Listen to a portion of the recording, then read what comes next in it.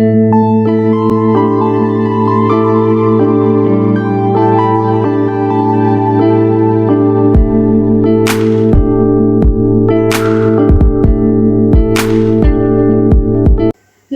বন্ধুরা, দ্য ঢালিস কিচেনে আপনাদের স্বাগতম।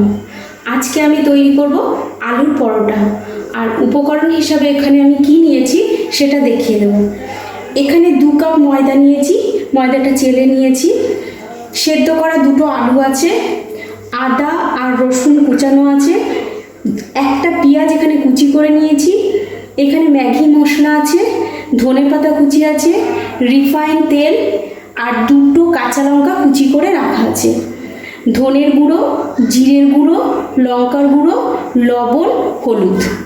এখানে আমি একটা পাত্র নিয়েছি, এবার আমি ময়দাটা মেখে নেব। ময়দা,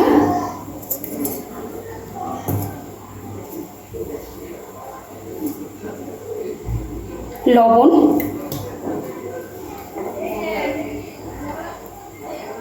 রিফাইন তেল,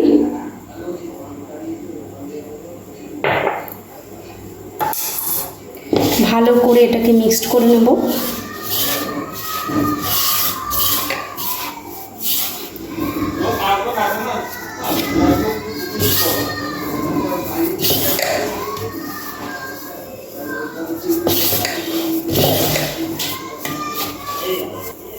ভালো করে এভাবে মিক্স করতে হবে। তেলটা লবণটা ভালো করে ময়দার সাথে মেশাতে হবে। আর এই যে দলা দলা ভাবগুলো আছে এগুলো ভালো করে হাত দিয়ে এরকমভাবে ডলে ডলে মিশিয়ে নিতে হবে। এটা পুরোটা মেশানো হয়ে গেছে। এবার আমি এর মধ্যে জল দেব। আমি এখানে 1 গ্লাস জল নিয়েছি, দেখব কতটা জল লাগে। অল্প অল্প করে দেব।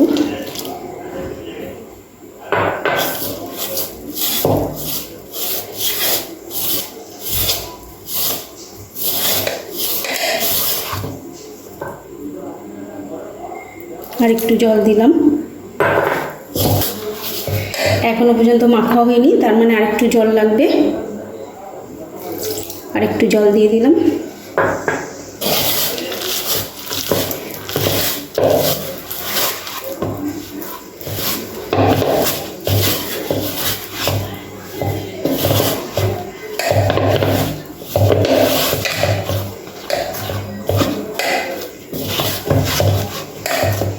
মাখা হয়ে গেছে, ময়দাটা মাখা হয়ে গেছে। এবার আমি এর ওপর থেকে একটুখানি রিফাইন তেল মাখিয়ে রেখে দেব।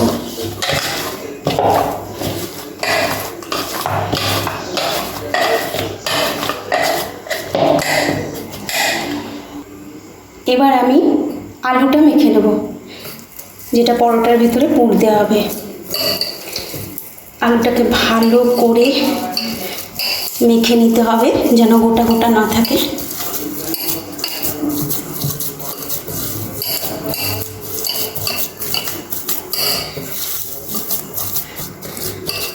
ভালো করে মেখে নিয়েছি।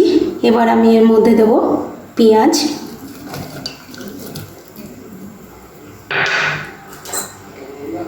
ধনেপাতা কুচি, আদা আর রসুন কুচি করে রাখা,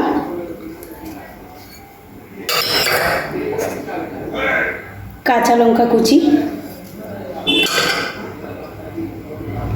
ম্যাগি মশলা,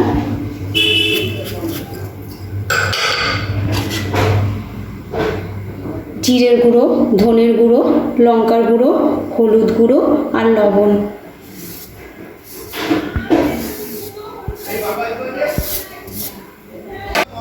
সমস্ত উপকরণগুলো দেওয়া হয়ে গেছে। এবার এটা আমি ভালো করে মেখে নেব।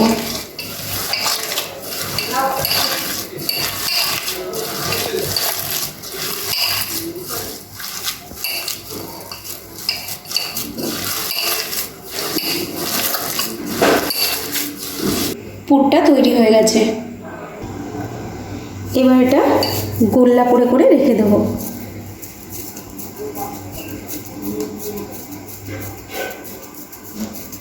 এরকমভাবে। এবার আমি এক এক করে এইভাবে সবগুলো গোল্লা করে রেখে দেবো।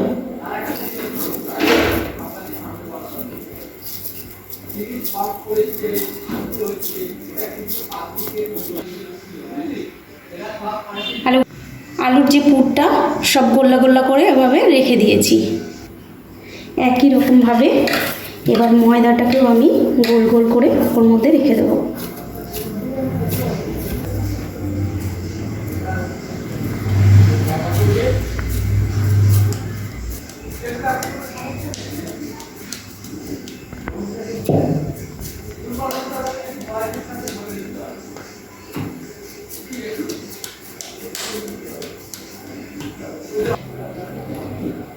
এবার আমি এর মধ্যে একটু ময়দা দেব, এই যে গোল্লাটা একটু বেলে নেব,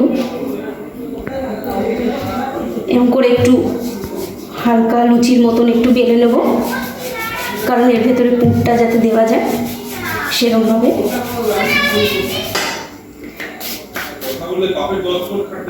এবার এর মধ্যে আলুর পুরটা এভাবে দেবো,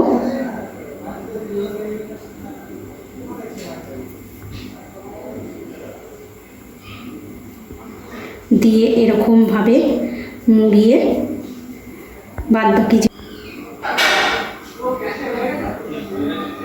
যে ওপরের অংশটা তুলে নেব,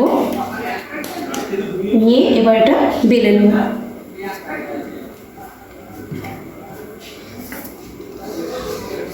আস্তে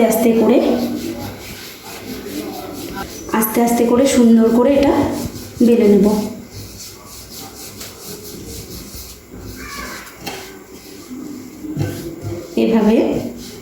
এভাবে রুটিটাকে ঘুরিয়ে ঘুরিয়ে এরকমভাবে বেলে নেব।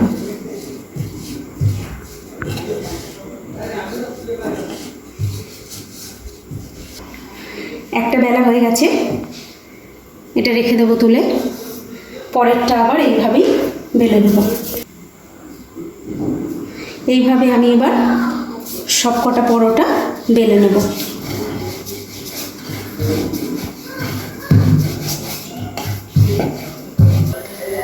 তাও বসিয়ে দিয়েছি, এবার আমি পরোটাগুলো ভেজে নেব।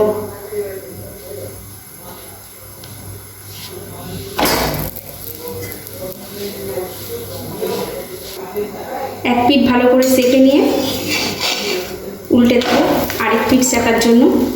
আরেক পিঠ সেঁকা হয়ে গেলেই আমি তেল দিয়ে ভেজে নেব।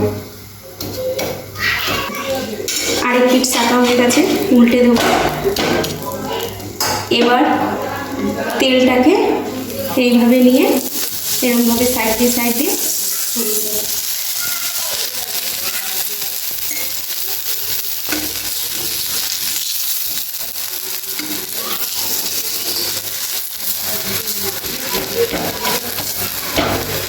দিয়ে আরেকটা চামচের সাহায্যে এরকমভাবে উল্টে দেবো আরেক পিঠ হওয়ার জন্য। আর একটু তেল দেবো এর মধ্যে।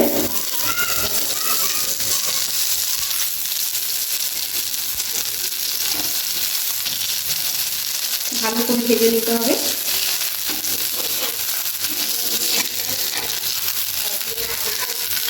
দুটো পিঠই এরকম উল্টে পাল্টে ভেজে নেব। আলুর পরোটা হয়ে গেছে, এবার এটা তুলে নেব। এবার এরকমভাবে আমি সবকটা পরোটা ভেজে নেব। আলুর পরোটা আমার তৈরি হয়ে গেছে, এবার এটা পরিবেশন করা যায়। ধন্যবাদ বন্ধুরা। আমার এই রেসিপিটি যদি আপনাদের ভালো লেগে থাকে তবে আমার চ্যানেলটিকে অবশ্যই সাবস্ক্রাইব করবেন, লাইক করবেন, শেয়ার করবেন আর কমেন্ট করবেন।